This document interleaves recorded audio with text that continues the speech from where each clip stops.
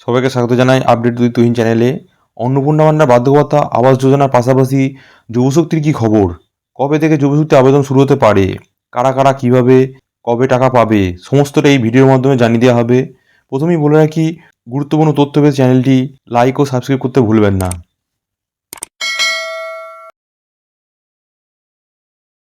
আজ 20 জুলাই 2026 যুবশক্তি যেসব আপডেটগুলো রয়েছে সেগুলো হলো, আজ নতুন কোনো সরকারি কোনো প্রকাশিত হয়নি। যুবশক্তি নিয়ে এখনও পর্যন্ত নতুন কোনোভাবে প্রকাশিত কিন্তু হয়নি। সরকারি পোর্টাল নিয়ে জানানো হয়েছে বর্তমানে অনলাইন আবেদন পর্ব শেষ হয়েছে। এটা ভুল হয়েছে, অনলাইন আবেদন পর্ব এখনও শুরু হয়নি। অনলাইন আবেদন পর্ব এখনও শুরুই হয়নি। যে কবে থেকে কী হবে, বিভিন্ন সংবাদপত্র ও সোশ্যাল মিডিয়ার মাধ্যমে যা বলা হচ্ছে যে 22শে জুলাইয়ের মধ্যে আবেদন শুরু হতে পারে। 22শে জুলাই একটা এস্টিমেট ডেট ধরা হয়েছে, যার মধ্যে মনে হচ্ছে মিটিং অনুযায়ী যুবশক্তি কাজ শুরু হতে পারে নতুন করে। মানে নিজেদের মধ্যে মিটিং করে কবে কী হবে সেগুলো ঠিক জানানো হবে। ডেট কবে থেকে শুরু হবে বা কবে থেকে ফর্ম ফিল আপ চালু হবে সব কিছু জানিয়ে দেওয়া হবে। তবে সরকারি বিজ্ঞপ্তি তা এখনও নিশ্চিত করা হয়নি, মানে কবে থেকে কী হবে তা এখনও নিশ্চিত করা হয়নি। কিন্তু 22শে জুলাই মিটিংটা হবে। 22 জুলাই একটা মিটিং হবে, যে কবে থেকে কী হবে সেটা সংবাদপত্রের মাধ্যমে জানিয়ে দেওয়া হবে পরে। তাই এটিকে নিশ্চিত খবর হিসেবে ধরা উচিত নয়। নতুন কোনো আবেদন শুরু হলে সাধারণত আধার, মাধ্যমিক সার্টিফিকেট, ব্যাংকের পাসবই, ছবি এগুলো সবসময় ঠিক করে রেখে দেবেন। এখন থেকে বলে রাখি, নতুন করে যেসব নতুন করে যেগুলো হবে, মানে নতুন করে যে যুবশক্তির ফর্মটা ফিল আপ হবে, তখন যাতে অসুবিধা না হয় তার জন্য এখন থেকে মাধ্যমিক সার্টিফিকেট, ব্যাংকের পাসবই, ছবি সব কিছু যেন ঠিকঠাক রেখে দেবে, যাতে পরবর্তীকালে যখন টাইম আসবে ফর্ম ফিল আপের তখন যেন অসুবিধা না হয়। এছাড়াও বলে রাখি, সরকারি পোর্টাল ও সাম্প্রতিক ঘোষণা অনুযায়ী ভিত্তিতে যুবশক্তির বা যুবসাথীর প্রকল্পের গুরুত্বপূর্ণ যেসব তথ্যগুলো মানে একবার জানিয়ে দিই যে কী কী বা কী কারণে কারা কারা পেতে পারে। সেটা হলো, পশ্চিমবঙ্গের স্থায়ী বাসিন্দা হতে হবে। পশ্চিমবঙ্গের স্থায়ী বাসিন্দা হবে, যে না হলে যুবশক্তির টাকা পাওয়া যাবে না। বয়স হচ্ছে 21 থেকে 40 বছরের মধ্যে হতে হবে। সরকারি নিয়ম অনুযায়ী কমপক্ষে মাধ্যমিক পাস হতে হবে, বেকার হতে হবে ও নিজেদের আধার লিঙ্কগত ব্যক্তিগত ব্যাঙ্ক অ্যাকাউন্ট থাকতে হবে। আধার লিঙ্ক বা ডিবিটি লিঙ্ক না থাকলে যেখানে টাকাটা দেবে সেখানে ঢুকতে অসুবিধা হবে। এইসব ক্রাইটেরিয়াগুলো যদি না থাকে তাহলে কিন্তু টাকাটা পাবে না।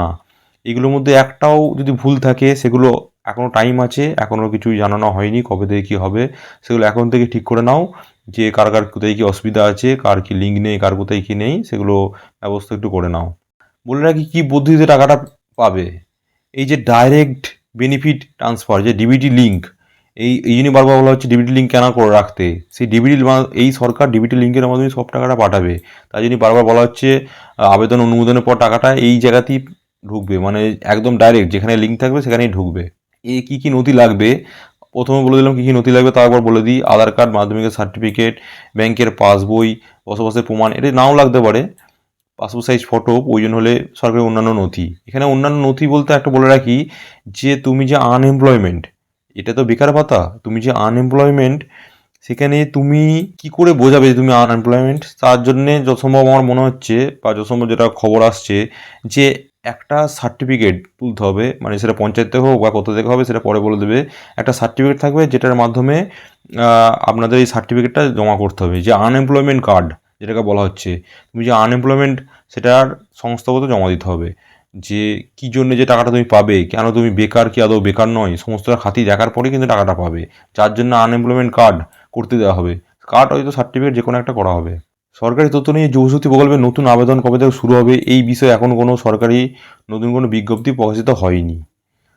সরকারি পোর্টাল বর্তমানে জানানো হয়েছে যে আবেদনগুলো শেষ হয়েছে, মানে এটা শেষ হয়েছে, এটা ভুল লেখা হয়েছে। আবেদনগুলো এখনও শুরু হয়নি। নতুন করে আবেদন কবে শুরু হবে সেটা এখনও তারিখ ঘোষণা করা হয়নি। তাই বর্তমানে বলা হচ্ছে নতুন আবেদন শুরু করার কোনো নিশ্চিত তারিখ নেই। সরকার নতুন পর্ব চালু হলে তা সরাসরি নোটিশের মাধ্যমে জানিয়ে দেওয়া হবে। কবে থেকে কি চালু হবে সেটা 22শে জুলাই, এই যে 22শে জুলাই বলেছে, একটা এস্টিমেট ডেট ধরেছে যে 22 জুলাই মধ্যে একটা মিটিং হতে পারে যে কবে কি চালু হবে। কিন্তু এস্টিমেট যতটা মনে হচ্ছে অক্টোবর থেকে আমাদের যে বলেছিল যে সরকার, অক্টোবরের দিক দিয়ে যে আমাদের শুরু হতে পারে। এস্টিমেট ধরা হচ্ছে যে অক্টোবর মাস থেকে আমাদের টাকা ঢুকতে পারে। তার জন্য যে জুলাই, এই যে জুলাইয়ের 22 তারিখ থেকে সব কিছু কাজ শুরু হবে যুবশক্তির। যদি 22 জুলাইতে না শুরু হয়, মাঝে 1 মাস টাইম। আগস্ট থেকে অলরেডি যা আশা করা যাচ্ছে ফর্ম ফিল আপ স্টার্ট হবে।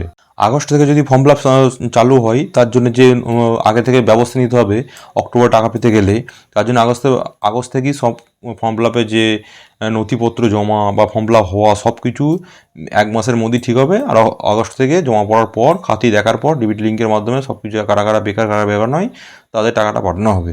আর এখানে বলে রাখি যে এখনও পর্যন্ত তারিখ ঠিক করা নেই, কিন্তু অনেক জায়গায় বলে দিচ্ছে কাল থেকে শুরু হয়ে যাবে, আজ থেকে শুরু হয়ে যাবে। কোনো গুজবে কান দেবেন না, এখনও সরকার কোনোভাবে ঘোষণা করা হয়নি।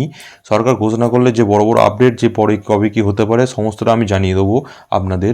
তার আগে আপনারা যে আপনাদের যে ব্যাংকের বই বা ডিবিটি লিঙ্ক যেখানে এখানে নেই সেগুলো একটু ঠিক করে রাখবেন, নাহলে অসুবিধা হবে পরে পেতে টাকাটা। এখনও পর্যন্ত এই পর্যন্ত, কবে কি নোটিশ বেরোবে কবে কি হবে তোমাদের আমি জানিয়ে দেবো।